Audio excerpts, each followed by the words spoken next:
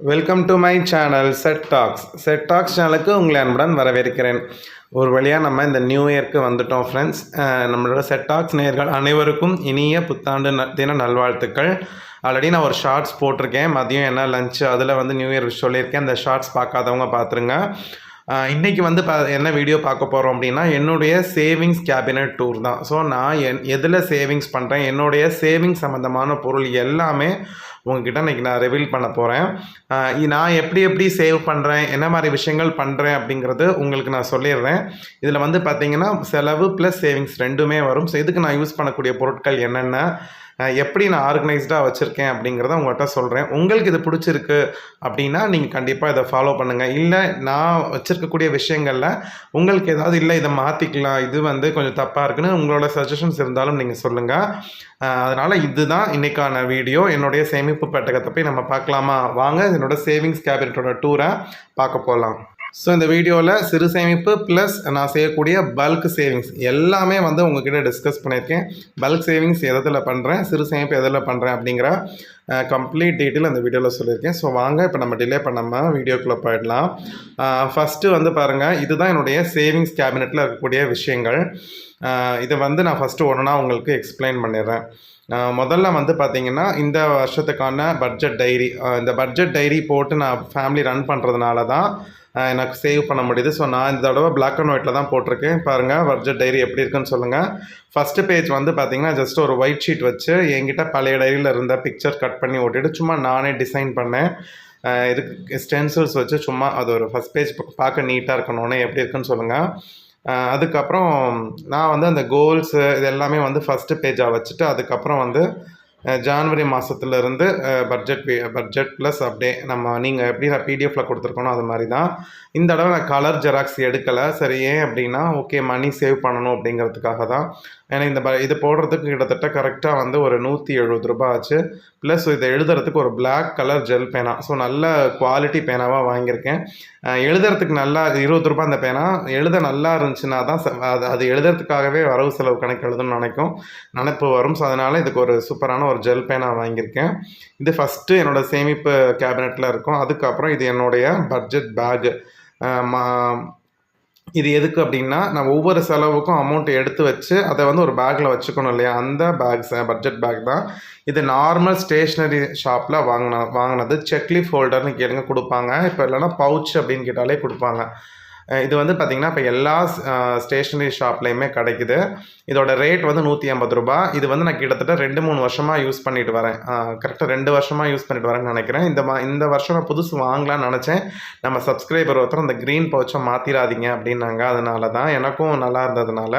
அப்புறம் இது வந்து நார்மல் என்வலப் கவர். பட்ஜெட் போட்டோன்னே ஒவ்வொரு செலவுக்கும் எடுத்து வைக்கணும். இப்போ கிராசரி, மில்க்கு, ஸ்நாக்ஸ்ன்னு ஒரு என்வலப் கவரை எழுதி வச்சுருக்கேன். இது வந்து ஸ்டென்சில்ஸ் யூஸ் பண்ணி நான் எழுதுனேன்.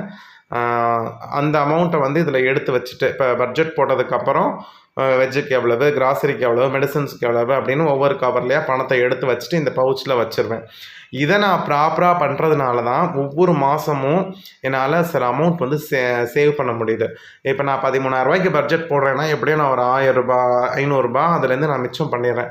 500 ரூபாலேருந்து லாஸ்ட்டு டிசம்பர் மாதம் வந்து பார்த்திங்கன்னா 2490 ரூபா மிச்சம் பண்ணியிருக்கேன். நேற்று வீடியோ போட்டிருக்கேன், நிறைய பேர் பார்க்கல, பாருங்கள். டிசம்பர் மந்தோட ஃபினான்ஷியல் ஸ்கேனிங். அப்புறம் ஒரு கால்குலேட்டர் வேணும். ஸோ அதனால் ஃபோனில் இருக்கக்கூடிய கால்குலேட்டர் ஆப்பு. ஸோ இதுவும் கண்டிப்பாக என்னுடைய சேவிங்ஸ் கேபினெட்டில் ஒரு அங்கமாக இருக்குது. டைரி பார்த்தாச்சு, budget bag, cover plus calculator கண்டிப்பாக வேணும். இப்போ இதை தனியாக வச்சுருவோம். ஸோ இதெல்லாமே வந்து என்னோட சேவிங்ஸ் கேபினெட்டில் இருக்குது. இது வந்து பார்த்திங்கன்னா கேஷ் ட்ரே.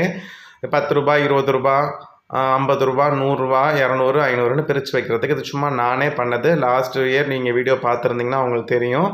கேஷ் ட்ரே காசு கொடுத்து வாங்கணும்னு தான் ஆசை, பட் ரேட் ஜாஸ்தி. இது நானே கையில் பண்ணிட்டேன். பட்ஜெட் போடுறப்ப, சேவிங்ஸ் பண்ணுறப்ப, சேவிங்ஸ் கேஷ் ஆஃப் பண்ணுறப்ப இது யூஸ் ஆகும். இதுதான் என்னுடைய சேவிங்ஸ் பவுச்சு. இதில் தான் என்னுடைய சிறு சேமிப்பு தொகை எல்லாத்தையும் ஒவ்வொரு மாதம் முடிவில் வச்சுருப்பேன். 10 ரூபா தனியாக, 20 ரூபா தனியாக, 50 ரூபா தனியாக, 100 ரூபா, 200, 500 தனியாக வச்சுருப்பேன். அது இல்லாமல் வேறு என்னென்ன சிறு சேமிப்பு பண்ணுறனோ அந்த தொகையும் இந்த பவுச்சில் போட்டு வச்சுருப்பேன். இது வந்து ஒரு வருஷத்துக்கான அமௌண்ட் சேர்ந்துருச்சு. இதை நான் இப்போ எவ்வளோ இருக்குன்னு எண்ணிட்டு இதை பேங்க்கில் நான் கொண்டு போய் போடணும். அதை நான் தனி வீடியோவாக நான் போடுறேன், எவ்வளோ சேர்ந்துருக்குன்னு பார்ப்போம். இது உங்களுக்கு தெரியும், சில்லறை காசுகளை சேர்க்கக்கூடிய ஒரு சின்ன ஒரு பெட்டி. ரூ. 1 ரூ. 2 ரூ. 5 இது தனித்தனியாக சேர்ப்பேன். இது 3-in-1 பாக்ஸ். இதுவும் நான் அமேசானில் தான் வாங்கினேன். லிங்க் வேணால் நான் டிஸ்கிரிப்ஷன் பாக்ஸில் தரேன். இந்த உண்டியல் வந்து பார்த்திங்கன்னா நான் ரூ. 1 இப்போ கொஞ்ச நாளாக வந்து என்ன செய்கிறேன், ரூ. 1 அந்த மாதம் ஒவ்வொரு மாதமும் சேரக்கூடிய ரூ. 1 தனியாக இந்த உண்டியலில் போட்டு வச்சுருக்கேன். ஏன்னா அது ரூ. 1 கொஞ்சம் டிமாண்ட் ஜாஸ்தி, கொஞ்சம் நிறையா அமௌண்ட் சேர்த்து மாற்றலாம். இது வந்து மணி சேவிங்ஸ் உண்டியல் சேலஞ்சு. இதில் வந்து ஒவ்வொரு செலவு பண்ணும்போதும் இந்த உண்டியலில் ரூ. 1 போட்டுருவேன்.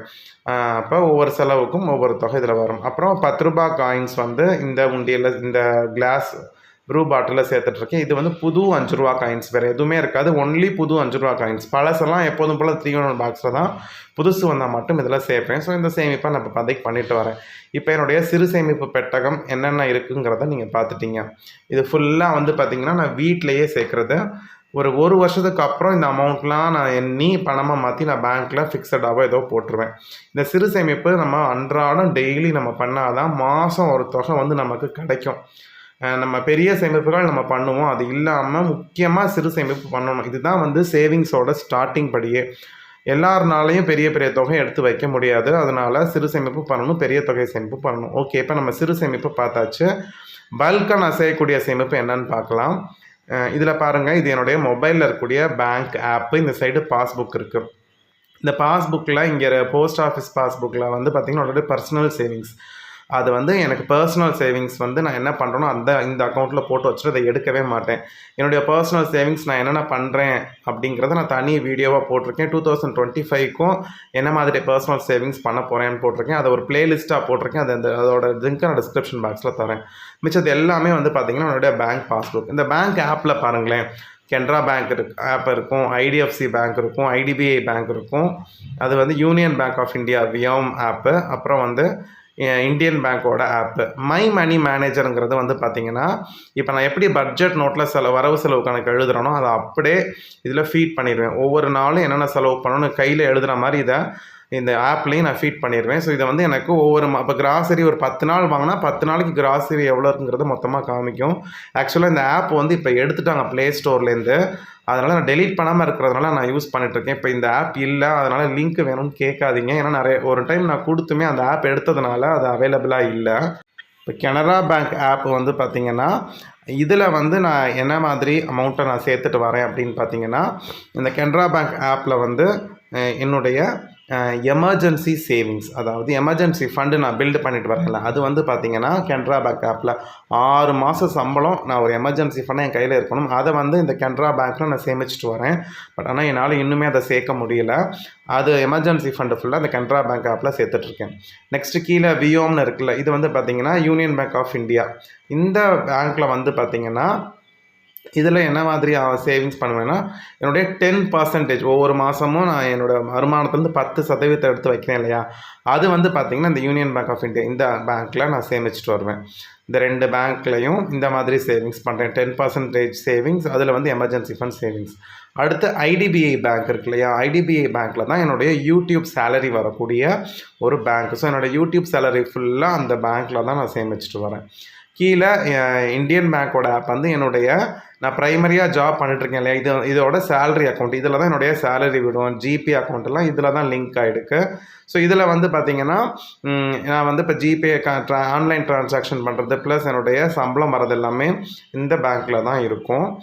இதுதான் என்னுடைய பேங்க் ஆப்போட டீட்டெயில். இந்த ஐடிஎஃப்சி பேங்க்கில் வந்து நான் என்ன அமௌண்ட் சேர்த்துட்ருக்கேன், எதுக்காக சேர்த்துட்ருக்கேன் அப்படிங்கிறத இப்போதைக்கு என்னால் சொல்ல முடியாது. இது இன்னொரு கொஞ்சம் பர்சனலான விஷயத்துக்காக நான் அது போயிட்டுருக்கு. அது இப்போதைக்கு என்னால் சொல்ல முடியாது. ஸோ அதனால் அந்த பேங்க்லேயும் ஒரு சேவிங்ஸ் வந்து போயிட்டுருக்கு. இந்த பேக்கில் வந்து பார்த்திங்கன்னா என்னுடைய பாஸ்புக்கு, ஏடிஎம் கார்டு எல்லாமே வந்து இந்த ஒரு பர்டிகுலராக ஒரு பேக்கில் எடுத்து வச்சுருப்பேன். ஏன்னா நம்ம எல்லாத்தையும் ஒவ்வொரு இடத்துல போட்டோம்னா தொலைச்சிரும். ஸோ எல்லாத்தையும் கம்ப்ளீட்டாக ஒரு பேக்கில் போட்டு பசங்களுக்கு யூஸ் பண்ணக்கூடிய போஸ்ட் ஆஃபீஸ் பேங்க் அக்கௌண்ட்டு, அந்த பாஸ்புக்கு எல்லாமே இதில் இந்த பேக்கில் தான் இருக்கும். ஸோ நம்ம தொலைக்க மாட்டோம். ஸோ இதுதான் என்னுடைய சேவிங்ஸ் கேபினட்டோட மொத்த வீடியோ. இதோட இந்த வீடியோ நான் இங்கே முடிச்சுக்கிறேன் ஃப்ரெண்ட்ஸ். இந்த வீடியோ உங்களுக்கு பிடிச்சிருந்துச்சுன்னா மறக்காமல் இந்த வீடியோவை லைக் பண்ணுங்கள், கமெண்ட் பண்ணுங்கள். உங்களுடைய கமெண்ட்ஸை மறக்காமல் கமெண்ட் பாக்ஸில் சொல்லுங்கள் ஃப்ரெண்ட்ஸ்க்கு ஷேர் பண்ணுங்கள். அடுத்த வீடியோவில் பார்க்கலாம்.